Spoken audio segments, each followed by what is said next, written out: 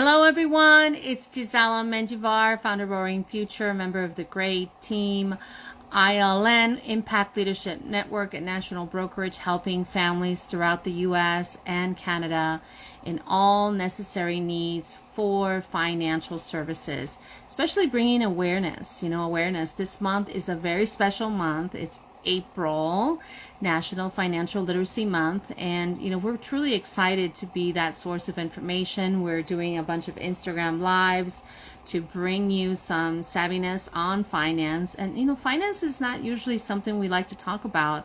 But unfortunately, the lack of financial communication and conversations and knowledge is really what affects sometimes those vital decisions in regards to finance. So I'm very happy to be the one to talk to you today a little bit about that through the collaboration of one of my colleagues who's in the business with us. And we are reaching out right now to all financial agents out there to help us bring on board here a lot of information. These are individuals that are working with our firm, that are part of our firm, and that are licensed. We're not going to be providing any financial advice here. We're just going to give you the concepts of the importance of financial literacy in celebration for this. So, what is financial literacy and why is this, the topic of the day? Well, in 2004, March 9th precisely, the U.S. Senate passed a resolution designating April as Financial Literacy Month. Since then, throughout the month of April, organizations promote special events and circulate financial information to help people become more informed about the importance of financial education. Why does financial literacy matter? Well, a recent study by the financial industry by regulatory FINRA, it estimated that only 34% of individuals in the U.S. have sufficient understanding of financial literacy. That's very, very little, right? One of the goals of Financial Literacy Month is to help us reorganize areas where we can improve financial education. The more that we can learn about financial literacy, the easier it is to aim for better financial resilience. And so, this is technically our goal. We're here to give you guys as much concepts as possible throughout the month by having individuals that are part of our firm do this. And so we're excited to be here. We're excited to do this because we know that someone is going to benefit from a little tip, a little advice, something in between there. And today I do hope to have Earl Scott with us. He is one of our actual agent out there on the field. He's been in the industry for a while now, and he's here to talk, give you some sense of the word in regards to financial literacy. If I could get Earl to please add yourself to our Instagram, please. If you could find either an add button in there somewhere, and we can get started. Wonderful. I see that you're here. Let's go ahead and get started. We definitely want to tell you that we'd love to have you maybe write some notes on some of this, have you, become part of really our movement as well. We feel that if we don't do something in these time of great uncertainty, right, we're not going to find ourselves doing quite well in the next 5 years. I mean, just look at inflation and where it's at. Inflation has really surprised us, right? I mean, first we had the pandemic, now we have the inflation situation happening. So we really need to be more aware of our finances and be totally ready. So I see Earl has come on camera. Hi there, Earl. How's it going? How you doing? Doing fine. Where are you streaming? I'm doing amazing. Thank you. Where are you streaming? Where are you at right now? Right now I'm at the library. Awesome. That's awesome. I'm sure you're there taking care of some things there with your family. Thank you so Oh much for yeah. taking the time here to be with us. I want to, reiterate what I said earlier to all of those that are listening to us, the importance of really being aware of your finances. And of course, Financial Literacy Month is here. And Earl, tell us a little bit about how you feel about it. I mean, as you as a financial agent, being out there talking to people every day, helping them. I know you're a life agent as well, right? So, you're trying to get them prepared, trying to get them to have a part, a plan B just in case something were to happen. But all in all, I mean, working with our firm, you get to work with, debt, student loans, estate planning. I hear all these wonderful things that you're doing out there. Give me a little bit of why you feel that financial literacy is important. How has financial literacy actually impact your life? Yes, financial literacy impact my life. It made me realize to get my debts under control because it's a essential step for a brighter financial future. And I realized, by investing, you can grow your money, and you can through financial literacy achieving. You will not be easily moved to make bad money decisions. So what I mean by that is you won't be moved by schemes that come across your email and your notifications, and it makes you wise. You'll use more cash than credit cards. So I use cash more than I use my credit card. Credit card is definitely an emergency situation if I can't have the cash to cover it.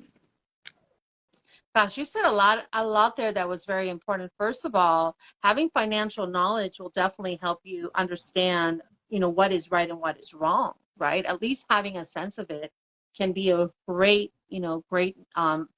importance, because sometimes you're right. We come upon the next big thing, right? The next big opportunity, et cetera, et cetera.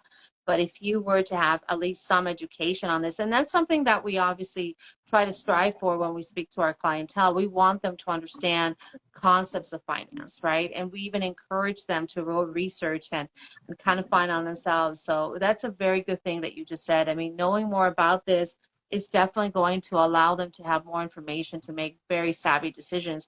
And another thing you said, which I liked, is true. If you are not backed up by a financial plan, you are going to end up in credit cards, right? And how many of you that are maybe listening to me right now understand that credit cards will never, ever be the solution, right? An emergency fund is not a credit card fund, right? As a matter of fact, it's like the worst place to be. So, give me an idea now that, in your expertise as a licensed agent, just tell me what would you say is a definition of a financial plan? My definition of a financial plan is a financial plan creates a roadmap for your money and help you achieve your financial goals. A good financial plan should include your cash flow, your savings, your debts, your investments, and insurance, and your other financial elements of the financial life. Wow, yeah, that's so true. Includes everything, right? A lot of people think, oh, well, in order to really do a financial plan, I'm probably going to need to have a lot of money, right, Earl? Right? Have you heard that before? And that is so farther from the truth. I've been in the industry of financial agency and all that for now close to 19 years. And I tell a lot of my clientele, and they're usually from the middle class, I say, look, the reason that you are not going to be better off is because you're not doing what you need to do now. You have to have a financial plan. As a matter of fact, the more worrisome that your finances are, the more you need to meet with a financial agent. When do we go see a doctor? When we're very sick, right? And there's a sickness, right? There's a sickness in the financial side. And so we really need to let people understand that it's not about having a lot of money. Financial agents, agents don't meet with people that have a lot of money. At least our firm doesn't. Our firm never leaves any family behind, right? I mean, we're like here. If you have a lot of debt, we can probably help you get out of debt. So financial plan means we look at everything. We call it the 6 pillars, right? The 6 needs analysis that we offer. And I know that you're out there, working with people on this. Let me ask you a question. When you do meet with people, how do you calculate their net worth? I know that's a big question out there, right? Calculating the net worth. How does that happen? Yes, it is a big question. First, you want to add up your assets. Assets keeps money in your pocket. So you have paper assets, so like stocks, bonds, mutual funds, retirement accounts, cryptocurrency like Bitcoin, and estate. And commodities is the gold, silver, copper, oil, food, and gases. And you have business investments like running your own line business. And then you add up your liabilities, which is the credit card debt, student debt, outstanding mortgage, car loans, and when that's done, you subtract your liabilities from your asset, and then that equals your net worth. Wow, thank you so much. I hope all of you guys caught that equation, right? Sometimes in applications, they're like, what's your net worth? And you're like, ooh, I don't know, right? Like, how do I even calculate that? So thank you for bringing that to light so that everybody knows that. I have another question for you. How do you determine your cash flow? That's something that a lot of people want to know. Like, what is my cash flow? What would that entail? Yes. So one way to determine your cash flow is to go through your checking account, your credit card statements, and then that provide a complete history of your spending. And then once you have that, you add all these things up for the whole year, and then you divide by 12, and that exactly tell you your cash flow monthly. Awesome. Very simple equation, isn't it? Right? Very, very simple. Oh I yeah. love it. All right. So let me ask you this. A lot of people have, this idea like, okay, I'm gonna start doing some financial stuff, and that means a lot of commitment, right? That means maybe me doing things and not having to go and do other things I like to do. I want to address that real quick, and then I have a question for you on what you would suggest. I really think that we have to pay ourselves first. We have to get into that mentality. As we do anything in life and make the decisions, being financially aware means that you have yourself as a priority. And when I say that, I mean you are paying yourself a cash flow account for yourself. All the other rest, expenses, your monthly household expenses, any other of those other things should come after. So what happens to a lot of us is that as we start getting older, we start putting more into our expenses and forgetting about paying ourselves first. And that's how we end up in reverse, right? Where we are living technically paycheck to paycheck, right? And we hear the statement paycheck to paycheck.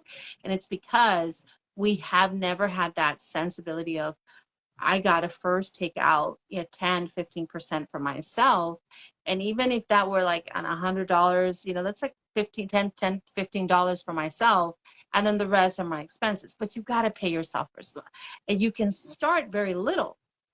That's how kind of financial agents do. It's like that you start very little, you set up accounts, whether it be into, this is not a suggestion of any accounts, but there's mutual funds, there's cash value policies, life insurance. I mean, there's so many things you can do them, right? Speak to a licensed agent regarding those things. But, the fact that you're doing it, right? The act of it, right? You start with 10, 15%, you do that for a while, then you're like, okay, I can go up 25, 30%, then, and that's it.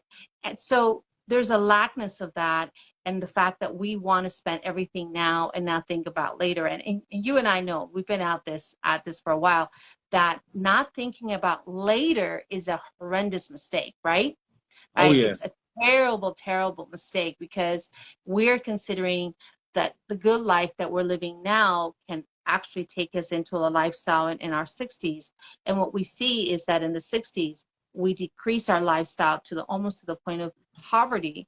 And it shouldn't be that way, when really technically that's when we really need to be more relaxed, less stressful, enjoy, right, the years of our lives with our grandchildren, our children, and be able to feel that we're not financially stressed. However, I'm finding a lot of 60-year-olds and up that are financially really stressed.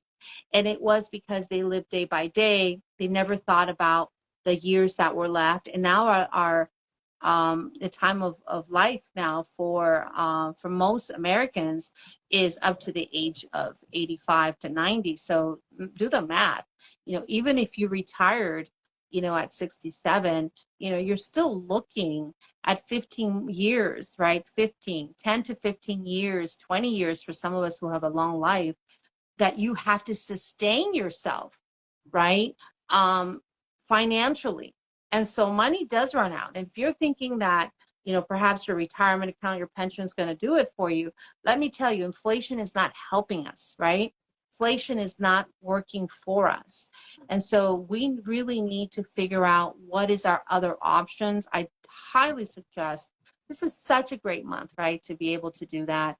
And Financial Literacy Month, to learn more about what those options may be. So, Earl, in that sense of what I just said, what would you say would be a really great advice on how to stick to your financial plan? Because that's the secret, isn't it?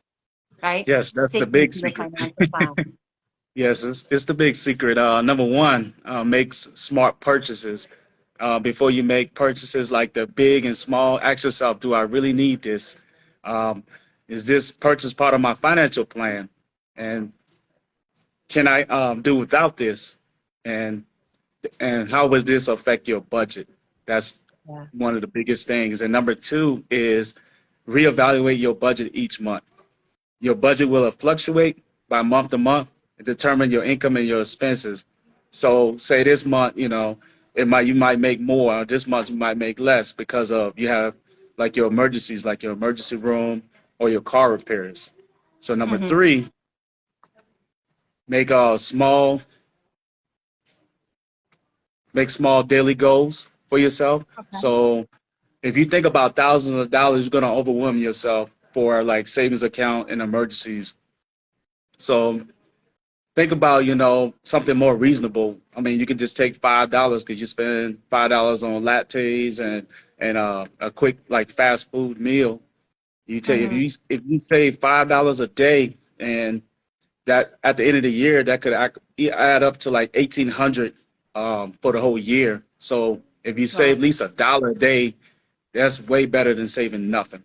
So Okay. number four, um, get organized. So don't just create a plan and forget about it. Write it down on a piece of paper, type it on your computer, print it off, put it on your like refrigerator door or put it on your wall in your office. Then Uh-huh. that just by seeing it every day, it'll be forefront in your mind, and then it'll keep you stay motivated throughout the whole process. And then also some good ideas: create folders for all your expenses and financial documents, and Mm-hmm. this will help you when it's tax season down the road. And number five, meet with a financial educator. Yeah. If you have no idea to start, a financial educator, can lead to a great right direction. And Mm-hmm. also, income and expenses can help you come up with a plan that's attainable. And then it'll show you, the financial educator will show you how to invest your money short term and long term, and also for like education and retirement purposes. I love it. Those are amazing advice, by the way. I really truly agree with you 100%. I've seen this road of financial roadmap many, many times, many years now, by working with families as an agent myself, and everything you said was right on point. And one thing I will emphasize is definitely the fact that a lot of people will consider that they need to have a lot of money now to do this. This is not like a down payment of a home where, like, okay, in order to do some financial planning, I have to save $10,000 on my own and then I'll call a financial agent. Completely not Mhm. true, at least not with us. We're not that kind of traditional financial brokerage. We are really truly here to assist families. We represent multiple carriers. A lot of providers out there are really helping the middle class get out of where they're at right now. And it will only happen if you really seek the advice of a licensed financial agent that can guide you, not just once, but throughout your lifetime. And we have lifetime clients that have been with us for years. And so I'm really proud of that. And of course, through my organization, Roaring Future, which you're a part of as Team Roar, that this is something we emphasize. That is just our environment. And if you are listening to this right now and you really want to become involved yourself, even on a part-time basis, with an organization, with a financial system that's really there to help families and mold you. And if you want to yourself grow in more knowledge of finance, please visit with us. We have several events that we host throughout the week that will help you. Most of them in Zoom. We're a virtual company right now. We are, innovative, and we've decided to really stick to this Zoom, technology to help our clients and also train our agents nationally. And so we want more agents to be put into our industry, because the things that Earl just explained to you, I mean, who else, right? I mean, who else is really talking about it publicly? And I think that was just awesome. And I feel that if you can save $20 a week, you can do a financial plan with us. you know, Most definitely. 10, 20, 15, 20, 30, $40 a week, which we can easily spend anywhere, right? You know, just on a dinner, right, for four, you're now with inflation, you're spending $70 and above, at least. You know, that's what I'm hearing from my clients when I do their budgeting. So you can, if you can spend $70 in one shot, right? And if you think of it like one less dinner maybe in a month can put you into some sort of financial plan, some sort of life insurance, some sort of, you know, investment, some sort of whatever, right, is suitable to you so that you can do much better in the long run, because consistency is what this whole thing is, you know, behind. It's the consistency of building wealth for a long period of time. So Earl, I just want to thank you for being here with us, giving us all your insights from your experience. We know that you're out there helping people, and anyone that you come on, you know, come into contact will be blessed just by having you as their agent. I really know, you know, I truly, truly know that. And, you know, let's keep going. Let's keep pushing forward. Right, Earl? Let's keep, Oh you know, yeah, most mastering definitely. this. And, you know, for all of you that are listening now or listening later, you know, if you have any questions or comments, please put them on the chat. We'd love to hear your feedback.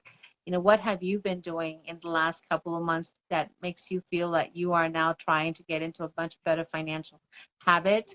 And reach out to us. We have, like I said, many workshops that we're planning in the next couple of weeks. We'd love to have. They're all complimentary, no fees, no charges on this, no sell points. This is truly, truly assistance for the masses. Again, I am Gisela Menjivar. My guest today, Earl Scott, part of the great team Impact Leadership Network, ILN, and of course, founder of Roaring Future. Please reach out to www.roaringfuture.com, learn more about our team, Team Roar. And thank you, everyone. Have an amazing rest of your day and happy Financial Literacy Month. Take care. Let's go ahead and take ourselves to Roaring Future. Bye-bye, everyone. All right, bye everyone.